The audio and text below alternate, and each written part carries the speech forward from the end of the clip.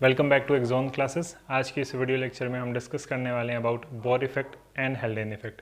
अगर आपने इससे पहले हमारी ऑक्सीजन डिसोसिएशन कर्व की वीडियो नहीं देखी है तो आप आई बटन पर क्लिक करके देख सकते हैं, क्योंकि उसी के कॉन्सेप्ट यहाँ अप्लाई किए गए हैं। चलिए स्टार्ट करते हैं with Bohr effect. Bohr effect हमें जब देखने को मिलता है जब ब्लड के अंदर पीएच डिक्रीज होता है। चलो एक बार बेसिक सी पीएच की बात कर लेते हैं कि आपको कोई भी कंफ्यूजन ना रहे।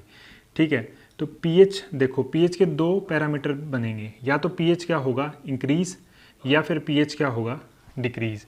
हम दोनों ही केस कंसिडर करते हैं। चलो फर्स्ट केस लेते हैं, पीएच इंक्रीज होता है। तो पीएच की आपको पता है पीएच की वैल्यू होती है फ्रॉम 0 to 14। जो 0 है ये स्ट्रॉन्गेस्ट एसिड है और जो 14 है जो है वो स्ट्रॉन्गेस्ट बेस है।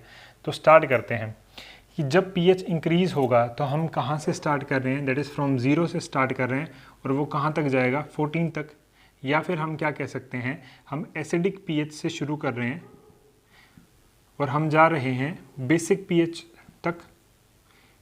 और जब हम बेसिक पीएच की तरफ मूव करेंगे तो यहाँ क्या होगा, हाइड्रोजन की आयन की कंसंट्रेशन डिक्रीज होगी और क्या कह सकते हैं हम, कंसंट्रेशन इंक्रीज होगी। ऑन ए कॉन्ट्ररी जब हम कंसिडर लेते हैं केस जब पीएच डिक्रीज होगा, तो जब पीएच डिक्रीज होता है उस केस में हम मूव करते हैं फ्रॉम 14 पीएच टू 0 पीएच। यानी हम कहाँ से मूव करेंगे, from basic pH to acidic pH. और जब हम बेसिक टू एसिडिक सिचुएशन की तरफ मूव करते हैं, जब हम बेसिक से एसिडिक सिचुएशन की तरफ मूव करते हैं उस केस में क्या होता है कि हाइड्रोजन आयन की कंसंट्रेशन इंक्रीज हो रही है क्योंकि एसिडिटी लास्ट में इंक्रीज हो रही है। या फिर हम क्या कह सकते हैं, हाइड्रोक्साइड कंसंट्रेशन इंक्रीज होती है। ओके, तो ये कॉन्सेप्ट है। अगर आप इतनी चीज़ ध्यान रख लेते हैं आप पीएच में कभी भी कंफ्यूज नहीं होंगे।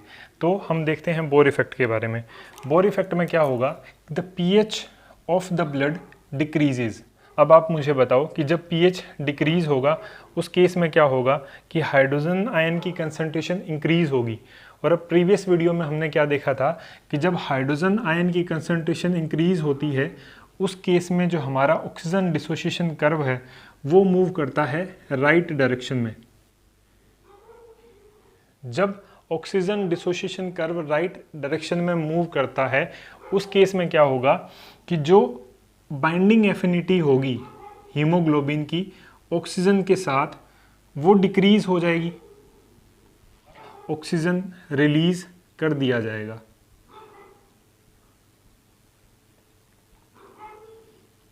राइट और ये सिचुएशन हम कहाँ देखते हैं कि जब ऑक्सीजन का जहाँ रिलीज होता है वो कंडीशन होती है हमारी टिश्यू लेवल पे जहाँ मेटाबॉलिज्म हो रहा है। ओके, ऑन ए कॉन्ट्ररी अब हम बात करते हैं अबाउट हेल्डेन इफेक्ट की। हेल्डेन इफेक्ट एक्शन में कब आता है, जब ब्लड का पीएच इंक्रीज होता है। ओके, तो अब देखते हैं पीएच का केस। यहाँ जब ब्लड का पीएच इंक्रीज होगा तो हम क्या देख रहे हैं, हम मूव करेंगे फ्रॉम 0 to 14 पीएच। राइट, हम एसिडिक से कहाँ मूव कर रहे हैं, बेसिक कंडीशन पे।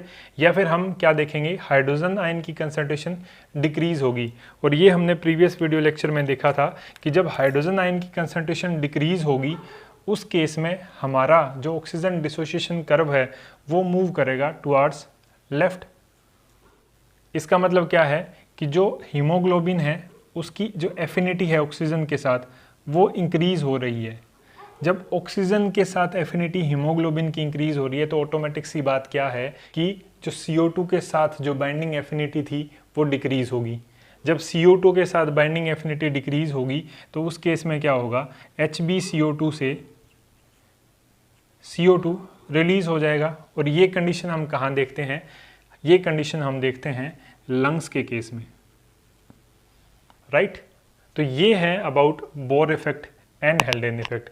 इसके अंदर एक बात आप ध्यान रखना, शायद आपको पता भी होगी, जब हीमोग्लोबिन बाइंड करता है चाहे वो बाइंड करेगा ऑक्सीजन के साथ या फिर वो बाइंड करेगा कार्बन डाइऑक्साइड के साथ, इन दोनों ही केस में जो बाइंडिंग है वो रिवर्सिबल है। रिवर्सिबल का मतलब है उसके अंदर जो मेन जो फैक्टर इंपॉर्टेंट रोल प्ले करने वाला है वो है partial pressure of oxygen and partial pressure of carbon dioxide. इसके अलावा अदर फैक्टर्स भी काम करते हैं। मान लो अगर पार्शियल प्रेशर ऑफ ऑक्सीजन ज़्यादा है तो क्या फॉर्म होगा, oxy haemoglobin. On A contrary जब कार्बन डाइऑक्साइड की कंसंट्रेशन ज़्यादा है तो कार्बन डाइऑक्साइड हीमोग्लोबिन के साथ बाइंड करेगा और कार्बोक्सी हीमोग्लोबिन का फॉर्मेशन करवा देगा। अब बात करते हैं इस पीएच के बारे में। अब मैकेनिज्म देखते हैं। एक्चुअली हमने बोर इफेक्ट को समझ लिया और हेल्डेन इफेक्ट को समझ लिया, लेकिन इसके पीछे हम मेन रीज़न देखते हैं कि क्यों आखिरकार एफिनिटी डिक्रीज होती है। जो हीमोग्लोबिन जो है HB हीमोग्लोबिन, ये दो चीज़ों से मिलके बनता है। One is known as heme and another one is known as globin. और जब हाइड्रोजन आयन की कंसंट्रेशन इंक्रीज होगी, यानी जब पीएच डिक्रीज होगा, उस केस के अंदर जो हाइड्रोजन आयन है ये बाइंड कर जाएंगे ग्लोबिन के साथ और ये स्ट्रक्चर के अंदर ग्लोबिन के अंदर कुछ चेंजेस ले आएंगे। उस वजह से जो एफिनिटी है ऑक्सीजन की हीमोग्लोबिन के साथ वो डिक्रीज हो जाएगी और उसी की वजह से ऑक्सीजन का रिलीज होगा। If you like the video then please do hit the like button and subscribe to our channel for more updates. और जितने भी सोशल मीडिया हैंडल्स हैं उन सभी के लिंक्स डिस्क्रिप्शन में है। अगर अभी तक आपने ज्वाइन नहीं किया है तो आप कनेक्ट हो जाएं ताकि आप कोई भी इंपॉर्टेंट अपडेट मिस ना करें। Thank you so much.